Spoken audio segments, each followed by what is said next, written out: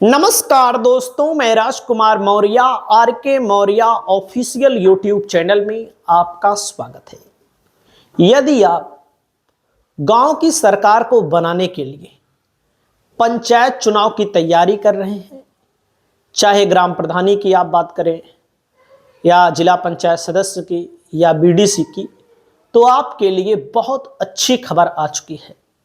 अच्छी खबर क्या है दोस्तों? अच्छी खबर में सबसे पहले इस चीज को पढ़ना चाहिए। और दोस्तों यहां पर आप देख सकते हैं, पंचायत चुनाव 1.181 करोड़ नए नाम जुड़े, 1.41 करोड़ नाम काटे गए। ऐसा क्यों? जो नए वोटर हैं उनका नाम जोड़ दिया गया है 1,81,00,000 के आसपास। जो लोग मर गए थे, जो लोग हस्तांतरित होकर बाहर भाग गए थे कमाने खाने के लिए, उनका नाम काट दिया गया है। अब यहां पर पूरी खबर को देखिएगा। पंचायत चुनाव के मद्देनजर मतदाता पुनरीक्षण अभियान के तहत प्रदेश में 1,81,96,367 नए मतदाता जोड़े गए हैं। यानी कि जिन लोगों का आप लोगों ने फॉर्म भरवाया होगा उनका नाम लगभग जुड़ गया है। वहीं पर 1,41,76,809 अयोग्य मतदाताओं के नाम काट दिए गए हैं। पुनरीक्षण के बाद पिछली मतदाता सूची की अपेक्षा नई सूची में 40,19,558 यानी कि 3.269% मतदाता बढ़े हैं, यानी कि 3% से ज्यादा मतदाता बढ़े हैं। काटे गए नामों में मृत, विस्थापित, डुप्लीकेट मतदाता, इनमें सबसे अधिक 53,67,410 डुप्लीकेट मतदाता शामिल थे। इन लोगों का नाम काट दिया गया। दोस्तों, राज्य निर्वाचन आयुक्त आरपी सिंह ने बृहस्पतिवार को प्रेस वार्ता में यह जानकारी देते हुए बताया कि पुनरीक्षण के पहले प्रदेश में पंचायत चुनाव के कुल मतदाता दोस्तों यहां पर 12,29,50,52 थे। अब 12,29,00,000 से ज्यादा बढ़ करके 12,69,00,000 से ज्यादा हो गए हैं। मतदाता का नाम जोड़ने, हटाने या अपडेट करने का काम ईबीएलओ ऐप के माध्यम से किया गया है। इससे चुनाव में पारदर्शिता रहेगी। सबसे कम वोट कटने वाले जिलों में वाराणसी है, मैनपुरी है दोस्तों, जिसमें 68,000 के करीब वाराणसी में कटे हैं। मैनपुरी में 72,000 के करीब कटे हैं, और महोबा में 20,000 के करीब, कुशीनगर में 14,000 के करीब, गाजीपुर में 72,000 के करीब। वहीं पर दोस्तों मैं आपको बताना चाहूंगा, यहां पर देख सकते हैं लखीमपुर में देख सकते हैं 1,80,000, गोंडा में 1,62,000, सिद्धार्थनगर में 1,61,000, बहराइच में 1,29,000, बलिया में 1,09,000, शाहजहांपुर में 1,07,000, जौनपुर में 1,04,000, अलीगढ़ में 1,00,000।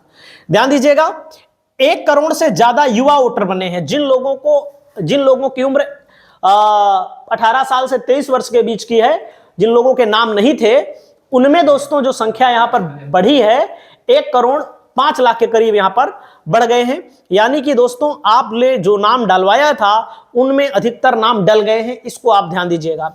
आपत्ति का मौका मिलेगा दोस्तों। निर्वाचन आयुक्त ने बताया मतदाता सूची का प्रकाशन 23 दिसंबर को होगा। समझ सकते हैं, 23 दिसंबर को होगा। जिन मतदाताओं को कोई आपत्ति है या जिनको लगता है वह योग्य है या फिर नाम कट गया है, उनको आपत्ति दर्ज कराने का मौका दिया जाएगा। 23 दिसंबर याद रखिएगा, तारीख आ गई है। आपत्ति दर्ज कराने वाले की बात तथ्यात्मक रूप से सही मिलने पर उनका नाम जोड़ा जाएगा। आपत्तियों के बाद 6 फरवरी को अंतिम प्रकाशन सूची आ जाएगी। यानी कि 23 दिसंबर पंचायत चुनाव की तैयारी कर रहे लोगों के लिए सबसे महत्वपूर्ण है। यहां पर आप थोड़ा और देखिएगा, पूरी चीज पढ़िए। अब 9 अंकों का नंबर मिलेगा दोस्तों, 9 अंकों का नंबर मिलेगा। मतदाता की पहचान दोस्तों, राज्य निर्वाचन आयुक्त आरपी सिंह ने बताया है 2021 तक की सूची में जितने मतदाता थे उन सभी को एक स्टेट वोटर नंबर दिया गया है। इसमें वह मतदाता शामिल नहीं है जिसके नाम काटे गए हैं। 9 अंकों का यह नंबर बहुत कारगर साबित होगा। यह मतदाता की पहचान होगी। इसी नंबर के जरिए पता चलेगा मतदाता कौन है, कहां का रहने वाला है, उसने कब और कहां मतदान किया है। एक बार जो नंबर जारी हो जाएगा उसके बाद एक ही मतदाता को दिया जाएगा, मतलब एक नंबर एक ही मतदाता को। उसका नाम हटने के बाद ये फ्रीज रहेगा, किसी अन्य को जारी नहीं किया जाएगा। मतलब हर मतदाता को ये यूनिक नंबर होगा। पुनरीक्षण 2025 की अंतिम सूची प्रकाशित होने के बाद बढ़े हुए मतदाताओं को भी ए नंबर जारी कर दिया जाएगा। समझिएगा, नए लोगों को भी, पुराने लोगों को भी सरकार की तरफ से ये बहुत अच्छा कदम है, चुनाव आयोग की तरफ से बहुत अच्छा कदम है। वहीं पर सबसे ज्यादा लोग पूछ रहे हैं, भैया प्रधानी के चुनाव का ऐलान कब होगा? 6 फरवरी को अंतिम मतदाता सूची आ जाएगी, 23 दिसंबर को भी मतदाता सूची आ जाएगी, जिसके बाद आपत्ति करने का मौका मिलेगा। तो यानी कि अब पंचायत चुनाव यही होने वाला है। जैसे पहला चरण 15 अप्रैल के करीब होगा, 15 से 20 अप्रैल के बीच में हो सकता है। दूसरा चरण दोस्तों 19 से 25 अप्रैल के बीच में, तीसरा चरण 26 से 30 अप्रैल के बीच में, चौथा चरण 29 अप्रैल से 4 मई के बीच में। यानी कि मतगणना जो होगी दोस्तों 2 मई से लेकर के 12 मई के बीच में एक संभावित डेट है। यहां पर अखिलेश यादव की फोटो क्यों लगाई गई है, यहां पर योगी जी की फोटो क्यों लगाई गई है? क्योंकि पंचायत चुनाव में दोस्तों ये राजनीतिक पार्टियां भी भाग लेंगी, बसपा भाग लेगी, सपा भाग लेगी। खास करके प्रधानी के चुनाव के लिए तो राजनीतिक पार्टियां अपना कैंडिडेट नहीं उतारती हैं, राजनीतिक पार्टियां बीडीसी के लिए भी नहीं उतारती हैं, जिला पंचायत सदस्य के लिए उतारती हैं समर्थित उम्मीदवार के तहत। लेकिन समर्थित उम्मीदवार भले होते हैं, कोई भी लड़ सकता है, पार्टी कुछ नहीं कर सकती। भाजपा से भी 2-2 कैंडिडेट एक जगह उतर जाते हैं। बहुत करेगी पार्टी, क्या करेगी आपको पता है? पार्टी विरोधी गतिविधियों के कारण फलाने व्यक्ति को जिला अध्यक्ष के द्वारा निकाला गया, लेकिन बाद में जब चुनाव समाप्त हो जाता है ना, सबको ले लिया जाता है। जिनको निकाला गया रहता है, अगर वो जीत भी जाते हैं निर्दल के तौर पर, हालांकि सब निर्दलीन होते हैं, इसमें केवल समर्थन होता है फलानी पार्टी धमाकी पार्टी के, जब वो जीत जाते हैं तो पार्टी अपनी तरफ ले लेती है उनको।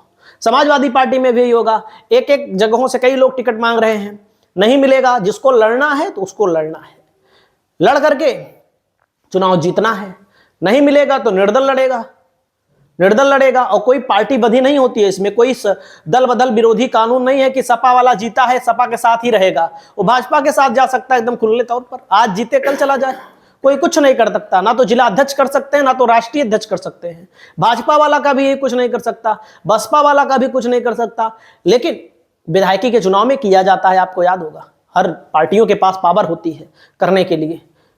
अगर 2/3 से कम विधायक गए हैं तो उसकी सदस्यता खत्म करवाने के लिए ताकत होती है पार्टियों के पास। पंचायत चुनाव में ऐसा कुछ नहीं होता कि सदस्यता खत्म हो जाएगी, पार्टी से निकाल दिया जाएगा। तो पंचायत के चुनाव में ब्लॉक प्रमुखी का चुनाव होगा दोस्तों, जिसमें राजनीतिक पार्टियां भाग लेंगी, और बीडीसी बोर्ड देते हैं ब्लॉक प्रमुख को। जिला पंचायत अध्यक्ष का चुनाव होगा, जिसमें राजनीतिक पार्टियां भाग लेंगी। जो मजबूत होगा पैसा कौड़ी धन बाहुबल से, वो चुनाव जीतेगा, जो कमजोर नहीं होगा वो चुनाव नहीं जीतेगा। तो दोस्तों आपकी क्या राय है इस वीडियो को लेकर, कमेंट करिएगा। नमस्कार।